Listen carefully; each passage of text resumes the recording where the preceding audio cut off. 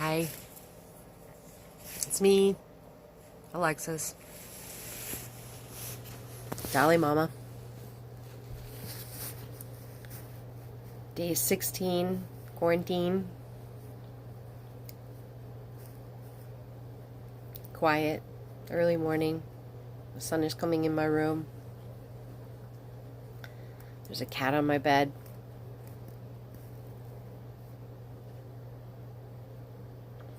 I'm trying to enjoy this life. And I'm trying to accept that there's certain things in this parenting realm that I'm doing wrong. And my ego is screaming and stomping in the background, and I see all my failures. I see all the things that I wish I had done right. I see all the things that I could have done better.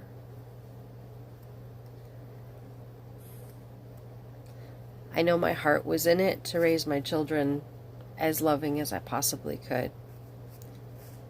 And what I used for raising them was an opposite wheel. I just made that up right now, but in all reality, like if you had a thesaurus for my mother and how she raised me, I would be using the opposite. The complete opposite in most realms. Although, she always had a full fridge, so I always knew abundance in food. She always came to me after losing her shit and apologized, pretty much, for herself, for her behavior, when she really lost it, when she was in the wrong. Many times she would come to me and say sorry. Those were things that I gleaned and held on to. I knew those things gave me comfort. I knew those things helped me move through and helped me to feel loved growing up. So I made sure that I did those things for my kids. And I still want to do that. But now an issue has just been brought up by a spiritual leader that I enjoy watching. Her name is Teal Swan. And she was talking about placating. And I started to think about how throughout my life as a child, my brother was called the peacemaker, and I was the spoiled brat. And it was because my brother could placate so well, and I didn't want to have anything to do with it. I thought it was butt kissing and groveling and brown nosing. I was disgusted by it. So I recognize it as soon as it starts happening, and I hate it. Well, the stress from this quarantine and the fact that I haven't been able to get through to unemployment to finalize my case and open it up and have a little income coming in, I allowed that to permeate my parenting, and I became very irrational the other day. And my 15-year-old was placating me. But I didn't know this word and have a pin for it. I couldn't just boop until I watched this little video from Teal about placating, in which it kind of opened my eyes to how I'm causing it to happen. Here is a social construct. So placating, it's when you basically say nice things, do good things for someone so that they don't get angry, so that there aren't consequences, so that they don't take away what you love, so that they don't punish you. So if my daughter were to look through her contact lists and see my name, she would think, I need to placate that person. It pisses me off. Well, the other day when we were having this argument, she came downstairs and she said to me, look, I'm sorry. I'm sorry for everything that I said. I'm a terrible brat. I need to be better. I'm really sorry. And I looked at her and I said, I want honesty.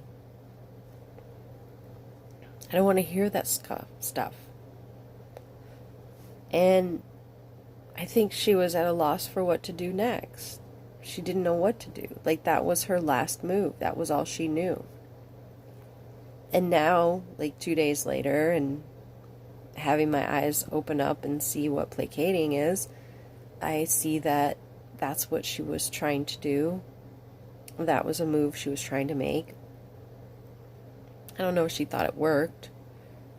I don't think she thinks that our whole argument really did clear up. And she doesn't have closure. She still feels shitty about it. So I need to go back and work this relationship to its best. The only way that I can do that is by humbling myself, which isn't that hard, because damn it, I'm pretty humble. And go to her and say, you know, look, the consequences that you're afraid of, are they life or death? Is it just me being upset? Because really, I don't beat my kids. I don't crush their toys. I don't punish them severely.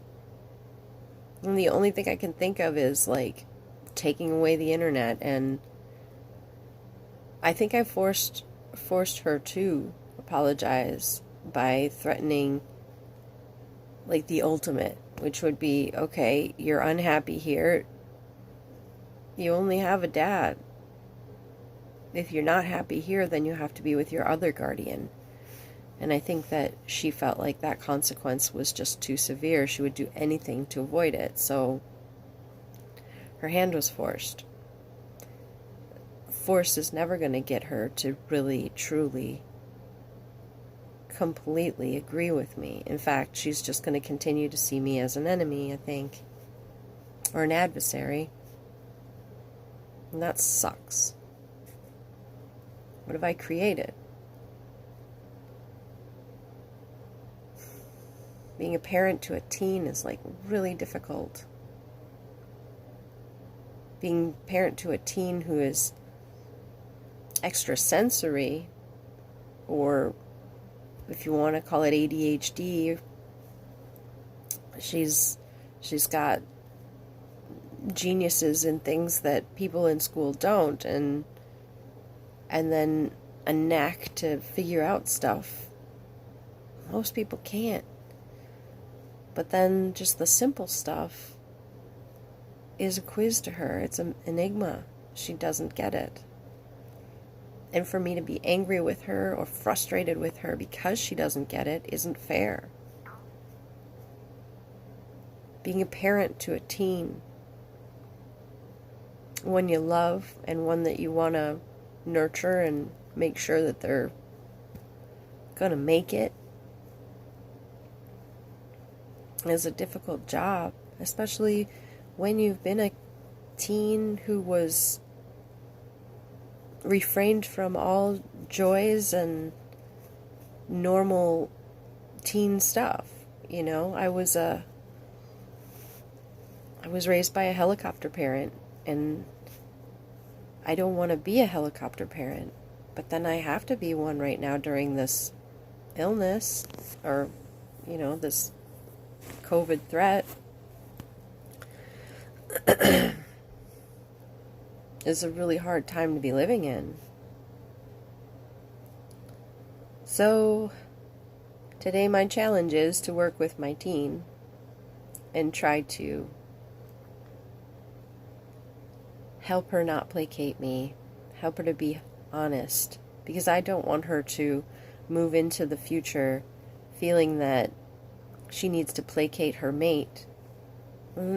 Placating is like the worst place to be in. It is groveling and believing yourself lower than another, setting another on a pedestal, or maybe being way up high and looking down on them and believing that you have to placate them in order for them to do your wishes. And I don't want her to be a manipulator. Whew, I got my work cut out for me. I hope I help you. Be well, stay safe and social.